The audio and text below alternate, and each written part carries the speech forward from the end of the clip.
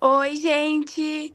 Nosso vídeo de hoje, nosso tema que a gente vai abordar com vocês é sobre as reflexões da última fase da vida, olhando com cuidado para os idosos. Os organizadores, então, desse trabalho é a Tainara, a Daniele, Murilo, eu, Giovana, Bianca, Ana Maria, a Maria Stephanie e a Marina. A última fase da vida é um período onde o corpo passa por muitas mudanças. A gente fica mais frágil, as visitas ao médico fica mais frequente, os nossos cabelos vão começando a ficar grisalhos, os nossos músculos enfraquecem e os dias ficam mais calmos.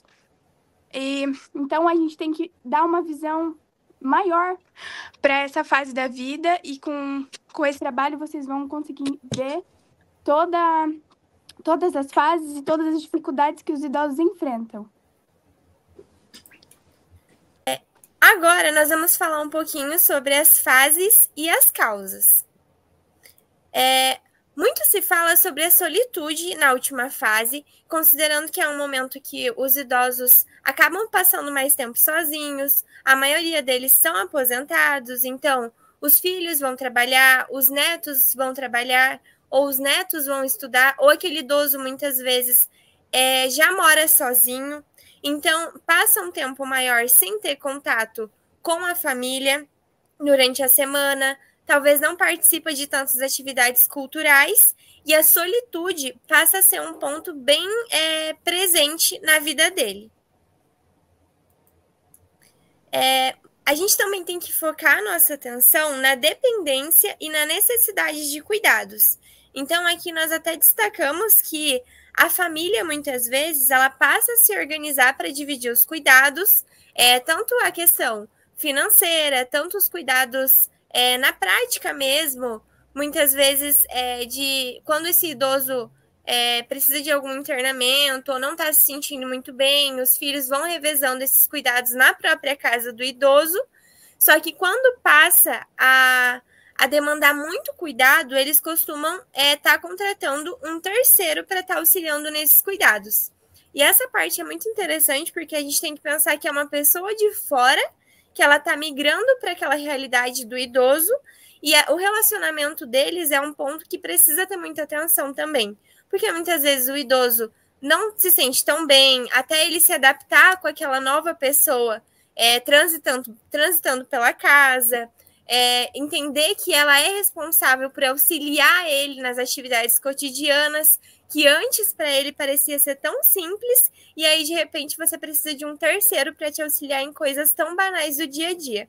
Então, muitas vezes, essas simples coisas, que muitas vezes parecem simples para nós, pelo menos, impactam muito na realidade daquele idoso e começam a desencadear diversos sentimentos no seu dia a dia. Sim, e sobre isso que a Tainara falou, eu acho bem legal também querer entender com o idoso como ele vai se sentir melhor.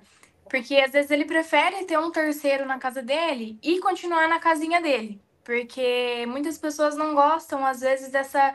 Como se fosse uma guarda compartilhada, de cada semana tá na casa de um filho e ficar trocando. Tem idoso que vai preferir ficar na própria casa, ali que já tá acostumado, e até faz uma amizade ali legal, até gosta de um terceiro cuidando. Então é muito legal também conversar com eles para entender isso, entender o que eles sentem diante disso e não só decidir por eles também. Ou Exatamente, seja, perfeito. né?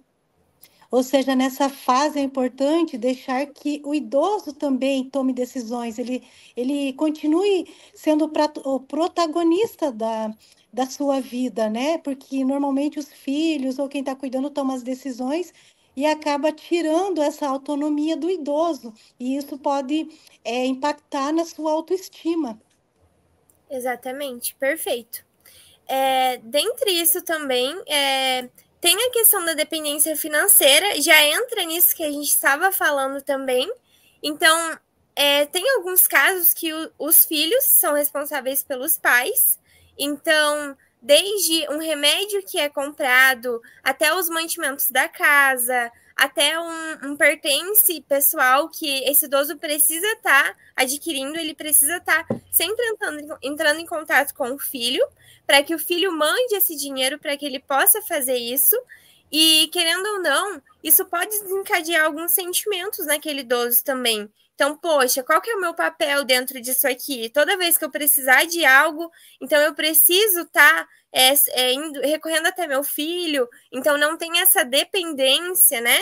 Então, assim, é um ponto bem importante da gente refletir, porque muitas vezes tem idosos que preferem nem comentar com o filho, mesmo quando está precisando de alguma coisa, né?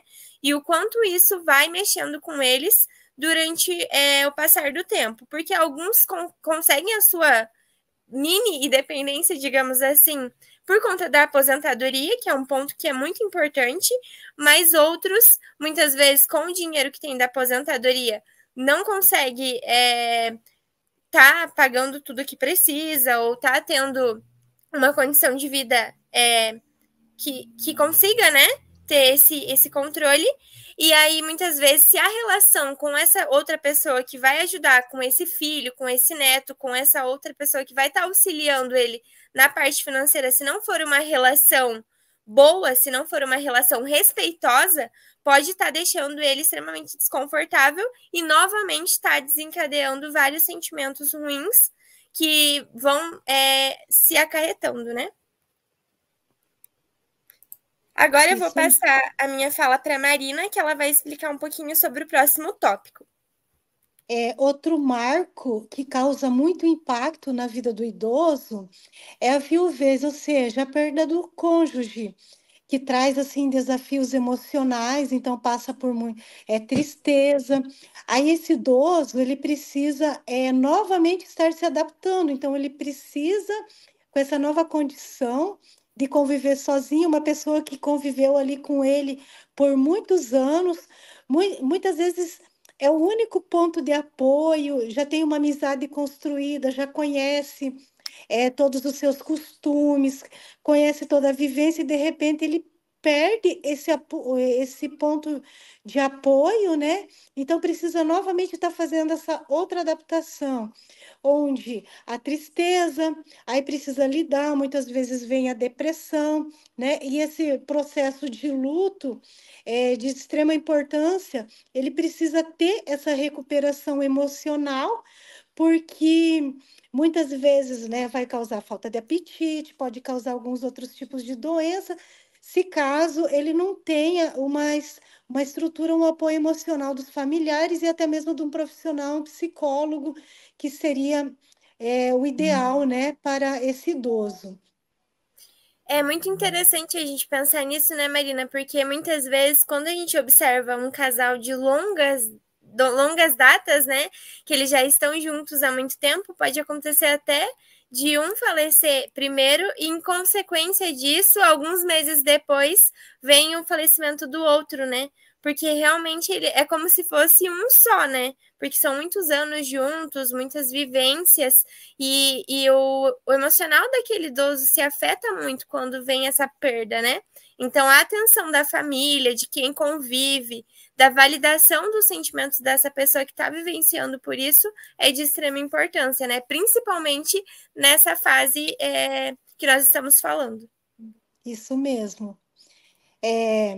E daí a próxima fala, né, vem de encontro com o que acabamos de falar, né? Então, com a morte do cônjuge, a pessoa já começa a cair em si, opa, eu também posso ser o próximo. E pode ter esse medo da morte, né, onde vai causar assim, uma ansiedade existencial e acaba até influenciando em escolhas da vida, né? E algumas pessoas, dependendo do nível de maturidade, espiritualidade, elas podem até aceitar com mais facilidade, entendendo o processo da vida, ou seja, o nascimento, o ciclo de vida e a finitude, que é inevitável. Então, alguns idosos, eles até têm uma facilidade maior dessa aceitação, e tudo vai de acordo com a vivência, com o conhecimento, a espiritualidade dessa pessoa, né? Bom, outro impacto que acontece é a mudança física, né?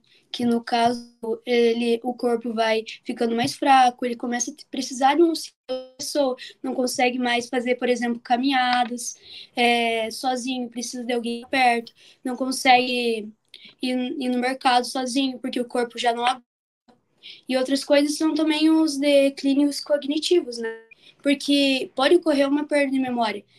Isso não ocorre com todos, mas alguns têm pequenas perdas assim de memória e outros já agravam mais para doenças como Alzheimer, entre outras. E também a questão emocional, que conforme eles vão envelhecendo, os entes queridos e os amigos já não vão mais estar presentes, porque como o tempo passa, eles também falecem e acabam pegando e ficando sozinhos. Isso pode gerar uma depressão, uma solitude, como foi comentado antes pelos meus colegas. Agora, falando um pouco com essa parte, também vem a socialização. A gente tem que entender que, com o passar do tempo, na fase idosa, a tendência que eles têm é de isolamento social por diversos fatores, como, por exemplo, os filhos, eles já estão adultos, já saíram de casa para construir as próprias famílias. Com a aposentadoria, eles não têm mais esse círculo de amigos do trabalho e também, por causa de falecimento, de afastamento, também perdem outros círculos de amizade. E a socialização é muito importante nessa fase para contribuir com o bem-estar físico e mental. Porque, por exemplo, em vez de a pessoa ficar apenas em casa, ficar apenas com esse tempo ocioso, sem fazer nada, quase, ela poderia estar passeando com alguém, estar conversando, e a socialização dessa forma contribui para o bem-estar, também para manter vínculos e formar novos vínculos com as pessoas. Também é importante dizer como a socialização não contribui apenas com o bem-estar psicológico da mente, mas também com o bem-estar biológico, que seria a parte natural do declínio cognitivo, que tem muitos estudos que dizem que você continuar utilizando a mente, ter esses estímulos cognitivos, seja de conversar, de debater novas ideias, de jogar um jogo, diminuir bastante a chance de desenvolver, por exemplo, um Alzheimer. E também a socialização contribui para que nessa fase da vida seja criado sensos de propósito. Não precisa ser uma grande missão de vida, podem ser projetos que você pensa, que te anima para chegar ao próximo mês, você colocar eles em prática. Pode ser uma coisa que você vai fazer no final de semana que você fica animado. Então, por isso que manter os círculos sociais é muito importante nessa fase. É importante quando a gente para pensar nisso, porque tem muitas ações comunitárias que auxiliam nesse processo da socialização para o idoso, né? Então, a gente vê que tem até o dia do idoso, tem várias atividades, coisas que eles podem estar participando e que muitas vezes tomam boa parte daquele dia no intuito de realmente fazer com que ele se sinta melhor, que ele não tenha tanto tempo ocioso para ficar pensando ou criando, né, alguns empecilhos do dia a dia. Então, acho que é um ponto bem importante para a gente estar se atentando também. Isso. E algo muito importante também é que a família que esteja presente auxilie, motive esse idoso a estar saindo, ou proporcione algumas situações em que ele tenha condições de ir até esses locais de socialização, como, por exemplo, levar esse idoso, essa ajuda que muitas vezes o idoso por si só ele não tem iniciativa, então requer um cuidado maior da família para incentivar essa socialização. É como se fosse um trabalho de formiguinha mesmo, né? Cada um faz Isso. um pouquinho. Isso mesmo. Bom, puxando tudo que a gente falou agora, a gente colocou também algumas coisas que podem ajudar ajudar os idosos a prevenir a saúde deles, desde a saúde física até a saúde mental. Pode passar, tá? Primeiro a gente vai falar da saúde física, que dentro dela tá os exercícios regulares e a alimentação balanceada. Então, nos exercícios regulares, tem, no caso, ali, atividades adaptadas, coisas fáceis para os idosos poderem fazer, também nada muito fora do padrão, mas algumas caminhadas, exercícios de resistência, coisas que ajudam os idosos a manter essa mobilidade e uma saúde no coração. A alimentação também é super importante, comer muito nutriente é essencial ali para a saúde e para a prevenção de doenças nos idosos. A próxima que a gente colocou também é a saúde mental e emocional, que também é super importante. Então, a gente colocou ali a estimulação cognitiva, que são atividades como leitura e jogos de memória, para o idoso estar sempre ali com a mente ativa. Relacionamentos sociais, que isso é importante para todo mundo, inclusive para eles nessa fase que eles ficam tão sozinhos. Então, é manter um social ali ativo para combater essa solidão. E o apoio psicológico, que é fazer terapia, grupos de apoio. A gente vê idosos que têm um pouquinho mais de resistência nessa questão de terapia. Então, é muito importante mostrar para eles o lado bom disso. E mostrar que não é uma coisa de louco, que muitos têm esse pensamento ainda, e é uma coisa que faz super bem. A que a gente colocou ali também sobre a segurança e o ambiente.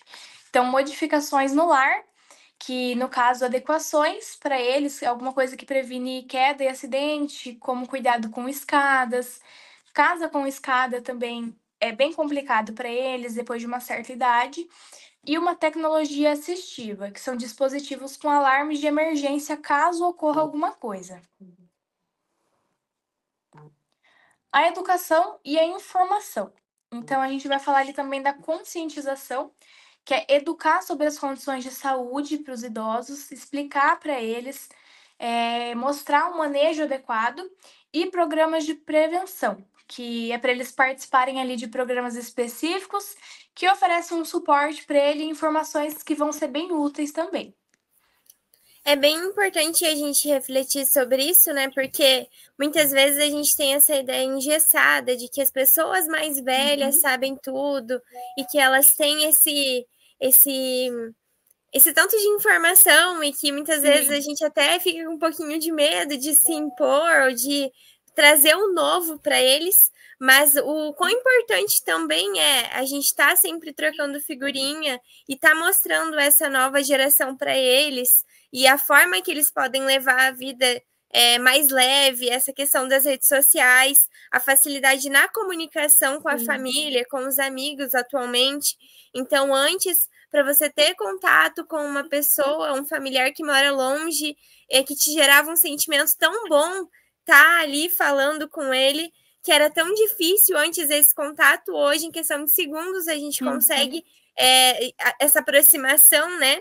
Então, essa questão da informação, não só falando do sentido da educação em si, dos conteúdos, né, das informações em si, mas também essas novidades. É muito importante a gente estar sempre levando para eles, para que eles também acompanhem esse crescimento junto com nós, né? Assim como nós também aprendemos muitas coisas com eles, a gente também pode estar sempre inovando, né?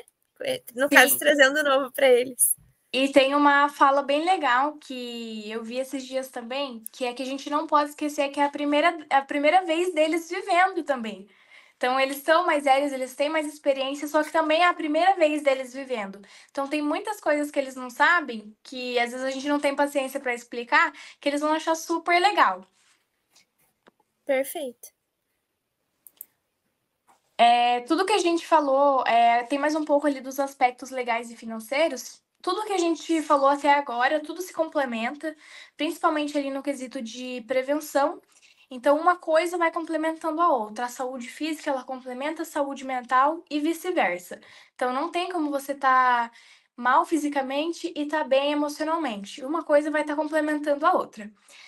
Dos aspectos legais e financeiros, eu vou estar passando a palavra agora para nossa colega Maria Stephanie, que ela vai explicar melhor ali para vocês. Bom, eu vou estar falando um pouquinho também da prevenção do suicídio do idoso com um olhar mais minucioso. Então, nós temos alguns itens para debater. Os autores trazem um ponto muito forte ligado à psicoterapia.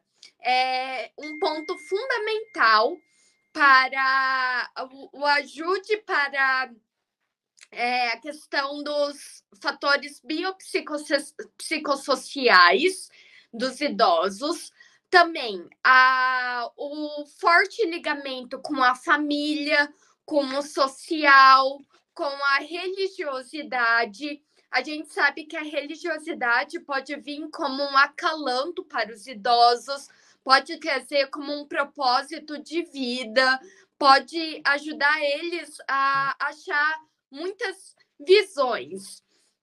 E também, os autores também trazem um ponto muito forte, que é o apoio das redes sociais de saúde.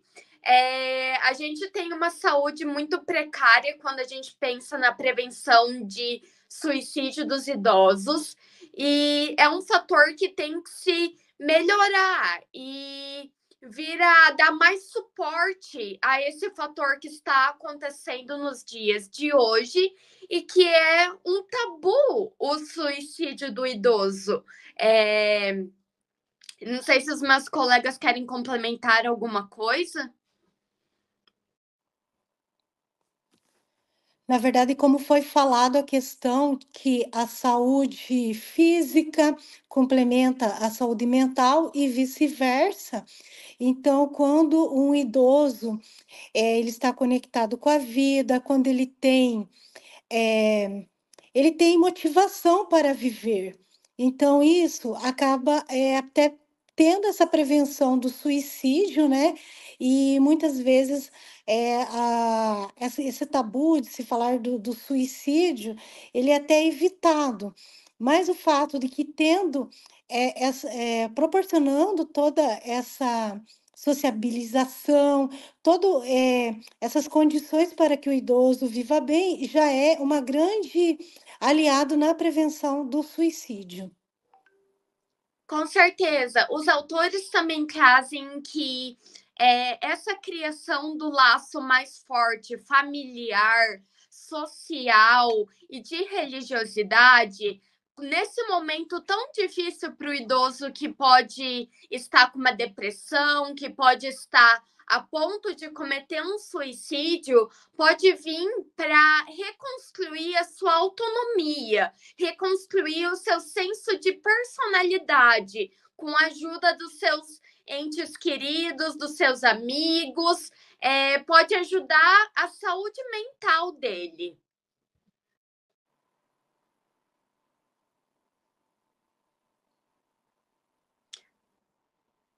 Então, o objetivo dessa apresentação... Opa! Acho que cortou aqui. Pode falar. Desculpa. Pode falar, Maria. Tranquilo. Pode falar. Eu ia passar a fala para a Ana. Uhum. Então, eu acho que é muito importante, igual você disse, falar sobre essa parte do suicídio, porque muitas vezes a gente fala muito sobre o que realmente desencadeia, igual nós trouxemos, né? Sobre as causas, sobre as questões que fazem desencadear os sentimentos ruins. A gente traz a questão da prevenção, só que a gente às vezes não fala sobre os casos que, infelizmente, não tivemos o tempo suficiente para a gente estar pautando e estar tratando sobre, e que realmente a última coisa que eles encontraram como saída foi o suicídio em si, né?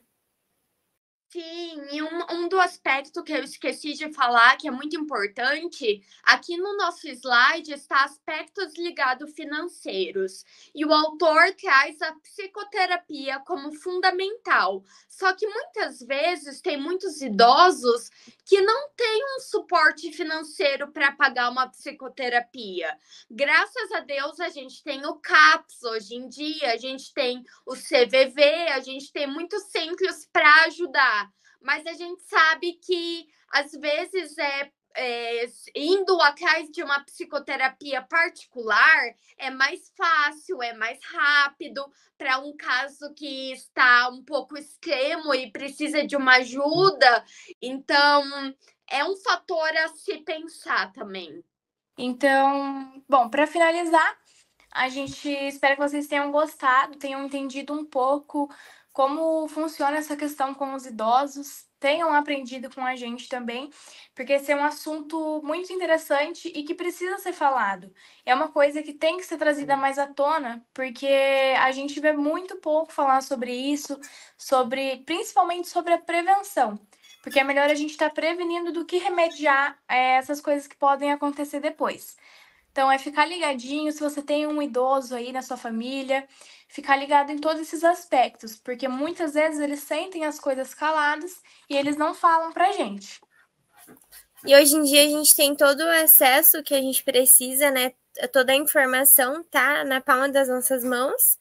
Então, esse vídeo foi para reforçar isso mais uma vez.